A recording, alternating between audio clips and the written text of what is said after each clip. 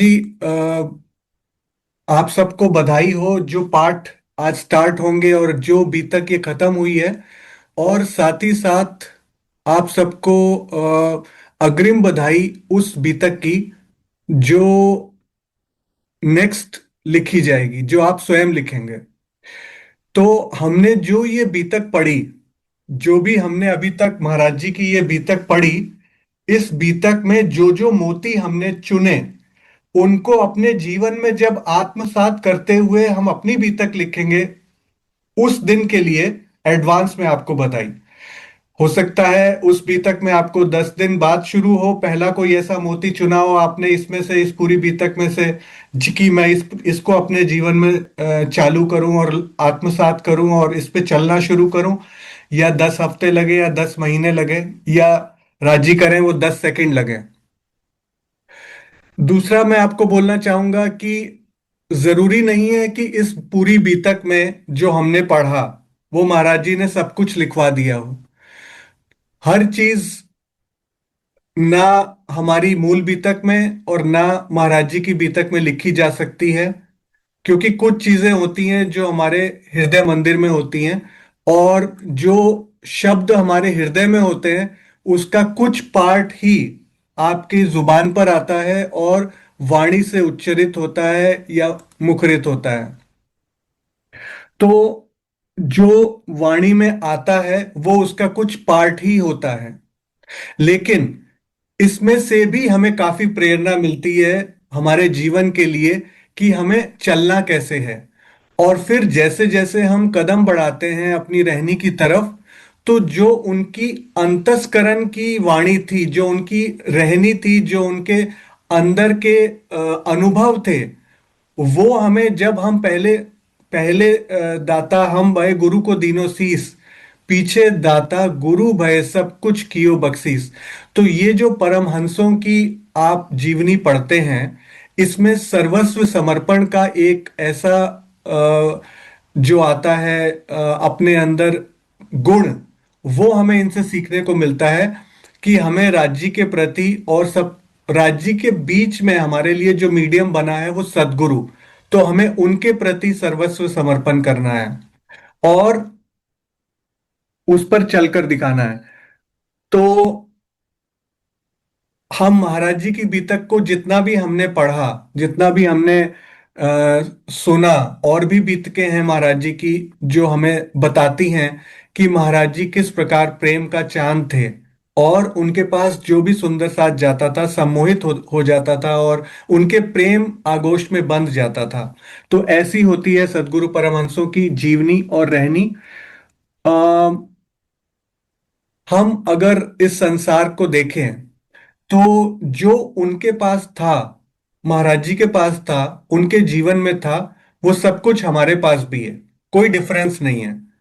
जो अनमोल गिफ्ट, यानी ये मानव तन को अगर हम लें कि ये एक मानव तन मिला है, तो इस मानव तन के सीमित साधन जो हैं वो महाराज जी के पास भी थे, और सीमित संसाधनों में, सीमित सांसों में उतनी ही सीमित आयु मिली होती है सबको।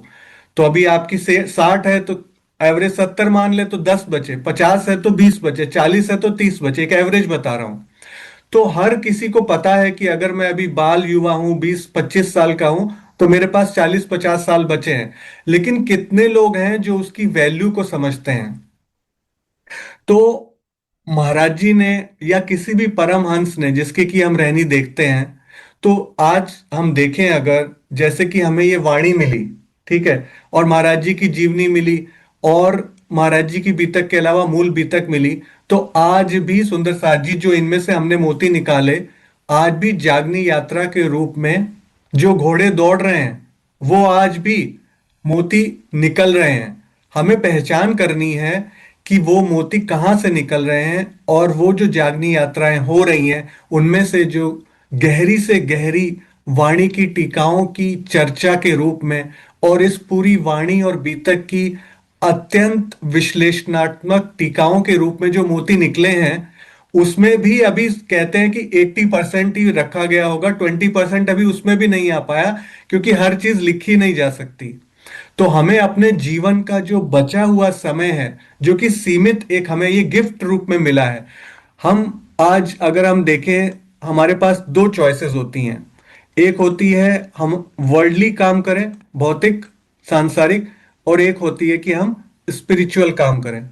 हम दोनों लेवल्स पे जीरो पे शुरुआत करते हैं, एकदम बिगिनर लेवल पे। जब हम इस संसार में आते हैं तो हमारी यात्रा शुरू होती है वर्ल्ड लेवल पे। हम किसी पोजीशन पे जाते हैं, कुछ कमाई करते हैं, धन करते हैं। आज हमारे पास कुछ करोड़ आ जाता है, हम देखते हैं और आगे जाते हैं, और एक हमारे को एक सैंपल मिलता है।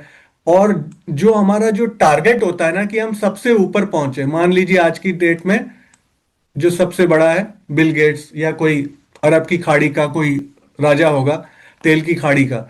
ये टारगेट भी मूव होता रहता है, ये एक एक दिन से और अमीर होते जाते हैं। तो हम सोचे आज हमारे पास 5 मिलियन हो गए, अब इनफ कर लिया हमने, कि अभी और दौड़ना है। लेकिन ये टारगेट खिसकता जाता है। इस अंधी दौड़ में हम बढ़ते जाते हैं। कभी हम अपने स्पिरिचुअल टारगेट की तरफ ध्यान देते हैं कि हम वहां भी जीरो से शुरू हुए, हमें वहां भी सदगुरुओं की रहनी मिली।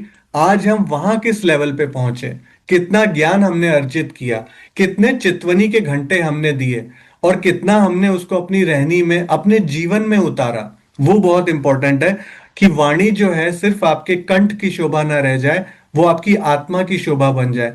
जो हम धामी बोलते हैं, तो हमारे जो हृदय मंदिर है, उस मंदिर में हमने जो कलश लगाने हैं प्रेम के, सर्वस्व समर्पण के, वो स्वर्णिम कलश से जब वो मंदिर सुशोभित होगा, तो उसके अंदर जब हृदय धाम बनेगा आपका, जब चितवनी के द्वारा आप उस मंजिल पे पहुंचोगे, कि आपके हृदय में अर्श, जो कहा है कि अर्श गया, अर्श तुम्हारा मेरा दिल है।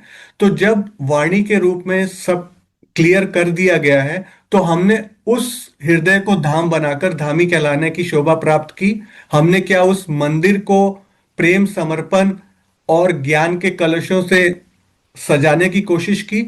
बड़े महाराज जी ने तो ये करके दिखाया। अब हमारे ऊपर ये कसौटी है कि हम इस स्पिरिचुअल यात्रा में, जिसका कि मूविंग टारगेट हमें परमहंसों के रूप में मिला हुआ है, बड़े महाराज जी के रूप में मिला है, और आज हमारे सदगुरु के रूप में जो मीडियम है हमारे और राज्य के बीच में, हम उसको कितना फॉलो कर रहे हैं। क्योंकि एक दिन जब ये संसार का एक, जो ये गिफ्ट है आपको, ह्यूमन गिफ्ट, ये टिकिंग है, इसकी एक लिमिट है।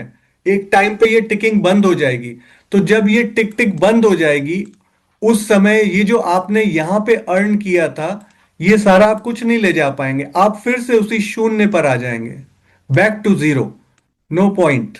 बट ये जो आपने स्पिरिचुअल ऊपर गए, ये आपको ऊपर ही ऊपर ले जाएगा, ये आपके साथ परमानेंट जाएगा।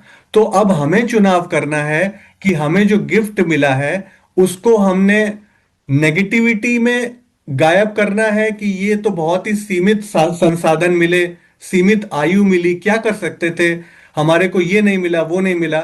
या फिर अगर जो सदगुरु ने हमें मार्ग दिखाया है, उस मार्ग पर चलते हुए उन्होंने जिस प्रकार अपने जीवन में इस गुलदस्ते को